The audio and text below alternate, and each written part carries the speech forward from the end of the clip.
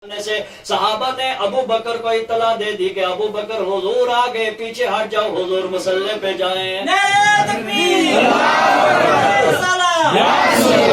میلاد النبی، امام عالمگیر، خلیل منصور۔ اچھا ایک بات بتائیے گا، یہ نعرے کے لیے آپ نے انہیں فکس کر رکھا ہے؟ آپ بھی تو مسلمان ہیں یار، اللہ اور اس کے رسول کے نام کو بلند کرنے کے لیے ایک جگہ ہم پروگرام میں گئے تو وہ بولے نعرہ مارنے والا آگے آ جائے۔ تو دیکھو اللہ اور اس کے رسول کے نام میں ہمیں شرمانا نہیں چاہیے۔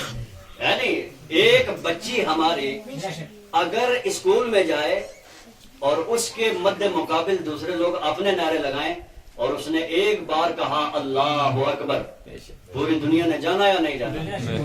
نام مسکان، مسکان نام، اور کتنا اس بچی کو میرے رب نے عزت دی، اور اس کے مد مقابل جتنے تھے کسی کو عزت ملی، مگر پوری دنیا میں اس بچی کا نام روشن ہوا یا نہیں ہوا؟ اس لیے کھل کے بولیے نعرہ تکبیر۔ مسلمانوں آج نہیں بولو گے تو کب بولو گے؟ کہ کل بھی آپ نے رکھا میلاد شریف کہ آواز بچا کے کل استعمال کرو گے۔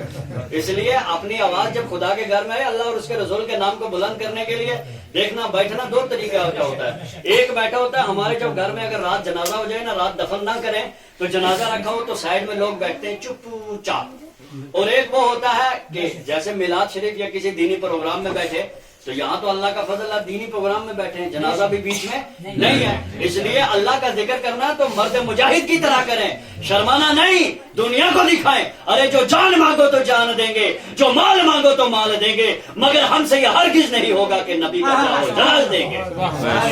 اس لیے مسلمانوں اللہ کے رسول سے دلی محبت کرنی ہے یا نہیں کرنی؟ بولو انشاءاللہ۔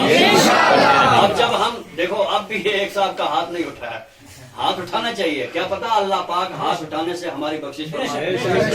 اور میں آپ کو یہ بھی بتاؤں کہ ہمارے پاس اس وقت بھی ڈیوٹی لگی ہے، ڈیوٹی لگی ہے، پتا ہے دونوں ہیں، ادھر کرامن ادھر کاتبین۔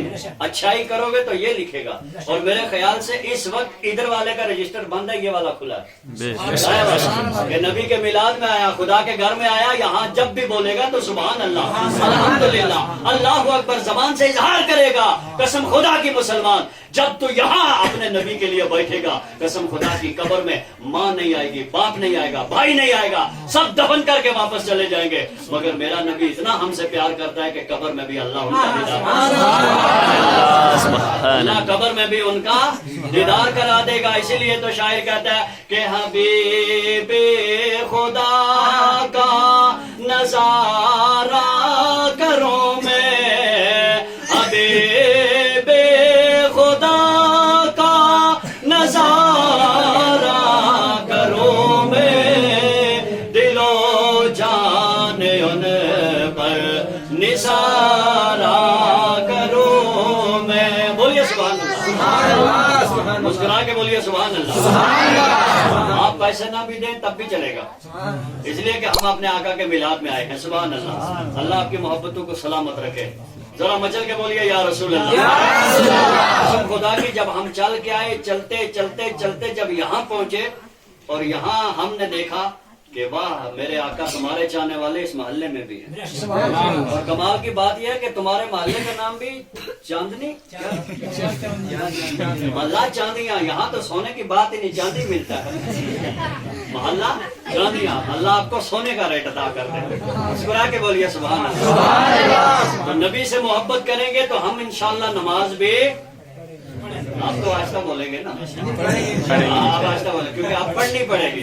اب ایمانداری سے بتائیے گا کہ اگر میں آپ سے کہوں نماز پڑھو، آپ میرے کہنے سے پڑھ لو، تو جب میرا انتقال ہو تو آپ میری قبر میں آئیں گے؟ نہیں، خاموشی سے لگ رہا ہے تیاری میں ہے لیکن آئیں گے نہیں۔ آپ میں سے کسی کا ہو تو میں نہیں جاؤں گا، اتنا کر سکتا ہوں جنازے میں آ سکتا ہوں، دنیاوی رویہ مٹی ڈال کے واپس جا سکتا ہوں۔ تو جب ہم نے 100% کلیئر ہے، بولو 100% کلیئر ہے یا نہیں کہ ہمیں نے مرنا ہے؟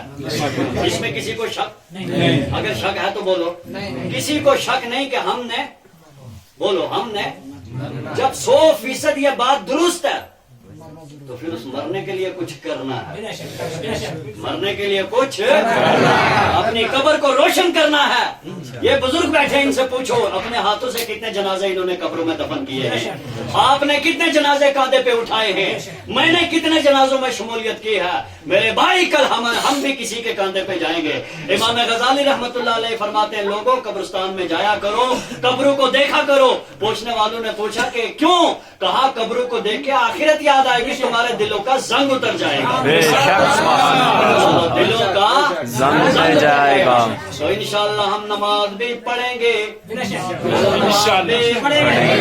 अगर कोई ना पढ़े वो ये ना कहे मैं नहीं पढ़ता, तू कहाँ से पढ़ता? रब तुझे तौफीक देता ही नहीं, तू पढ़ेगा कहाँ से? बेशक इस पे अगर इजाजत तो मैं आपको एक वाक़या सुनाऊं।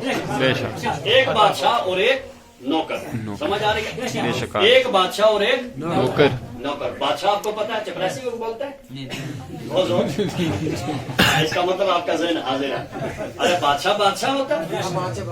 मिसाल के तौर पे आपने मुल्क का इस वक्त वजीर आजम कौन है, जहाँ जाए तो कितना प्रोटोकॉल, कितने साथ में फोर्सेस है हिफाजत के लिए, बादशाह बादशाह होता है। और एक चपरासी है, यहाँ से फाइल उठाएगा वहाँ फेंकेगा, वहाँ से वहाँ फेंकेगा, ना तनख्वाह बढ़ेगी ना बस यही काम करते करते झाड़ू लगाते छुट्टी। बोलो फर्क है दोनों में? बादशाह और नौकर بلا شك दोनों चलने लगे। तो पहले वक्तों में बादशाह जो थे सवारी जो है ऊंट हुआ करते थे, घोड़े होते थे, नौकर उसकी लगाम लेके चलता था। कि हुजूर की आयत जारी में बस थी, मोटरसाइकिल, ट्रेन, प्लेन, ये सब बात की जाते हैं। और ये कब हुई, क्यों हुई, ये भी मैं बताऊंगा अगर याद रहा। लेकिन सुनिए, सुभान अल्लाह। अब बादशाह चलने लगा, वजीर ने लगाम खींचा, लेके जाने लगा